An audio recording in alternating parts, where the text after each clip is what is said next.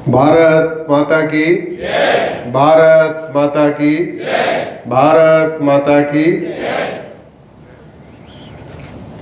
सबसे पहले माता अहिल्याबाई होलकर जी को नमन करता हूँ। भगवान महाकाल को प्रणाम करता हूँ। इस पवित्र भूमि को प्रणाम करता हूँ। जो लोग यहाँ मंच पे हमसे बड़े हैं, मंच पर और मंच के सामने, सबको प्रणाम करता हूँ। जो हमसे छोटे हैं उनको स्नेह भेंट करता हूँ, आशीर्वाद देता हूँ।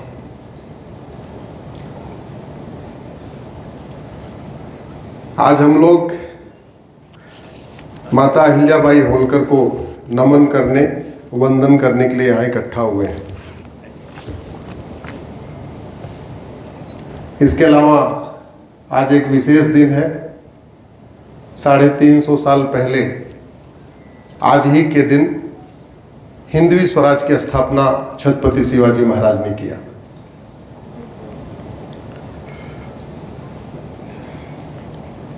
पहले मैं इंजीनियर था, बाद में वकालत करने लगा।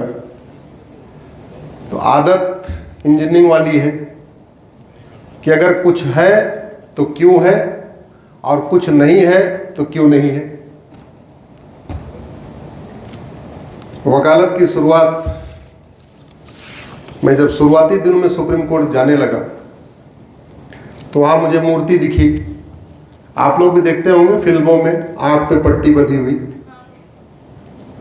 कोई बता सकता है वो जिसको हम आंख पे पट्टी बंधी हुई देखते हैं, उनका नाम क्या है कोई बता सकता है यहाँ पे? जो लोग हाई कोर्ट में प्रैक्टिस करते होंगे या डिस्ट्रिक्ट कोर्ट में प्रैक्टिस, कोई एडवोकेट होंगे, उनको पता होगा उनका नाम क्या है। ठीक है, फिर पता किया तो पता चला ये गॉडेज ऑफ जस्टिस है, न्याय की देवी है। तो जब गॉडेज ऑफ जस्टिस पे रिसर्च किया कि ये कहाँ की न्याय की देवी है, तो पता चला ये तो रोमन की न्याय की देवी है। फिर मैंने सोचा भारत में कोई न्याय की देवी क्यों नहीं हुआ? जिसको हम न्याय की देवी मानते हैं और हाई कोर्ट और सुप्रीम कोर्ट में हर जगह लगा रखा है, इन्होंने कितना न्याय किया और कैसे न्याय किया? थोड़ा उस पर रिसर्च किया तो समझ में नहीं आया कि उन्होंने न्याय क्या किया था। मुझे तो पता नहीं चला। अगर किसी को पता चला हो तो वो बता सकता है कि भैया उन्होंने कैसे न्याय किया था। फिलहाल हमारे देश में ग्रीक देवी जो थेमिस है या रोमन देवी जो जस्टिटिया है, उनकी मूर्तियां हमारे हाई कोर्ट सुप्रीम कोर्ट में लगी हुई है। लेकिन उन्होंने कितना न्याय किया मुझे नहीं पता। मैं भी ऐसे व्यक्ति को ढूंढ रहा हूं जो मुझे बता पाए कि उनकी मूर्ति क्यों लगती है। मुझे एक बात समझ में नहीं आई कि मूर्ति लगाने के पहले हमारे देश के लोगों ने, हमारे नीति निर्माताओं ने, स्वतंत्रता के बाद की सरकारों ने, उस समय के कानून मंत्री ने, या first chief justice of India ने, या फर्स्ट वाले ने नहीं किया, चलो ठीक है, अब तो 51 चीफ जस्टिस ऑफ इंडिया बदल चुके हैं। बाद वाले 51 चीफ जस्टिस ऑफ इंडिया ने या सैकड़ों की संख्या में सुप्रीम कोर्ट में जज बन चुके हैं, सैकड़ों की संख्या में हाई कोर्ट में जज बन चुके हैं। इन्होंने कभी चिंतन क्यों नहीं किया कि भारत में क्या कोई एक भी व्यक्ति न्याय का देवता और एक भी हमारे पूर्वज न्याय के देवता या न्याय की देवी बनने लायक नहीं है क्या? संविधान पढ़ते हैं तो क्या कहते हैं? ये वाला पार्ट फ्रांस से कॉपी किया, ये वाला पार्ट अमेरिका से कॉपी किया, ये वाला पार्ट जापान से कॉपी किया, ये वाला पार्ट यहां से कॉपी किया। 10 देशों से संविधान कॉपी करके हमने भारत का संविधान बना दिया। कॉपी पेस्ट संविधान, बहुत सारे लोग चिढ़ाने के लिए कहते हैं तो कॉपी पेस्ट संविधान है।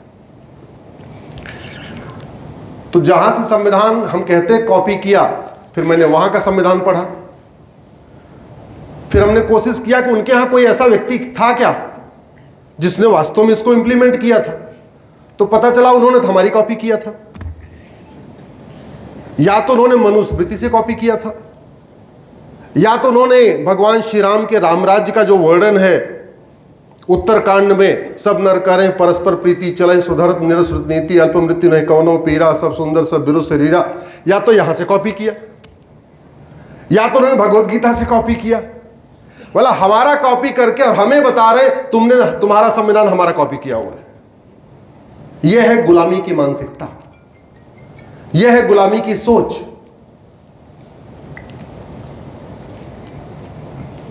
मीठा झूठ बोलना आता नहीं है, कड़वा सच बोलता हूं, इसलिए अभी तक वकील हूं। मीठा झूठ बोलता तो हो सकता है मंत्री बन चुका होता है।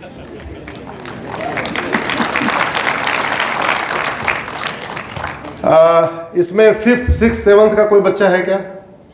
8th 9th 10th का कोई बच्चा है क्या? 11th 12th कोई नहीं है, सब 12वीं से ऊपर वाले। अच्छा चलो मैं इससे पूछता हूं, आप क्या नाम है? खड़े हो जाओ। हाँ दोनों खड़े हो जाओ, तीनों खड़े हो जाओ। हाँ बस ये बताओ किस बोर्ड से पढ़े हुए हो? आपने एमपी बोर्ड, आपने एमपी बोर्ड। सीबीएसई में आपने माता अहिल्याबाई होलकर के बारे में किस कक्षा में पढ़ा या नहीं पढ़ा? सही सही बताओ। 7th या 8th में पढ़ा था। यह भी नहीं पता कि इसका मतलब कितना पढ़ा था, यह भी नहीं पता किस क्लास में पढ़ा था। आप एमपी बोर्ड आपने कब पढ़ा?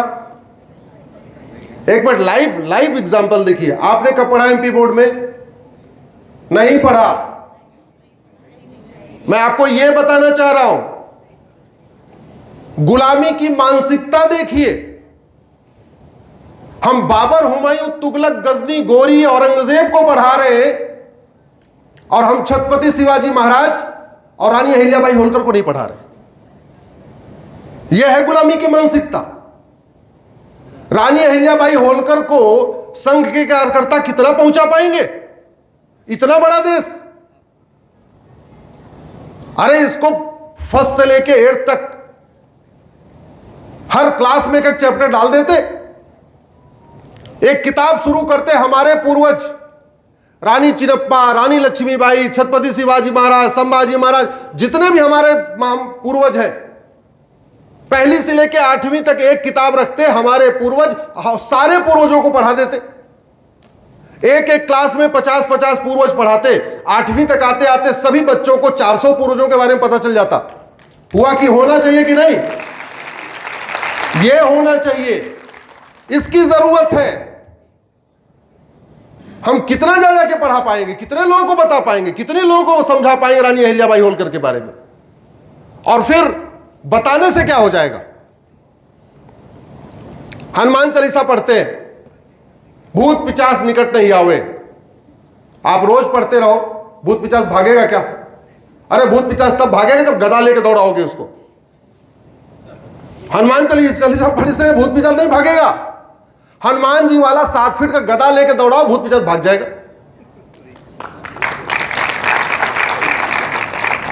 रोज परशुराम जयंती निकाल रहे। परशुराम जयंती निकालने से राक्षस नहीं घबराएंगे। हां, परशुराम जयंती के कार्यक्रम में शोभा यात्रा निकालते समय 8-8 फीट का गड़ासा लेके निकलिए शोभा यात्रा में, देखिए राक्षस भाग जाएंगे। रामायण पढ़ने से, राम कथा करने से, रामचरितमानस पढ़ने से अधर्म का नाश नहीं होगा।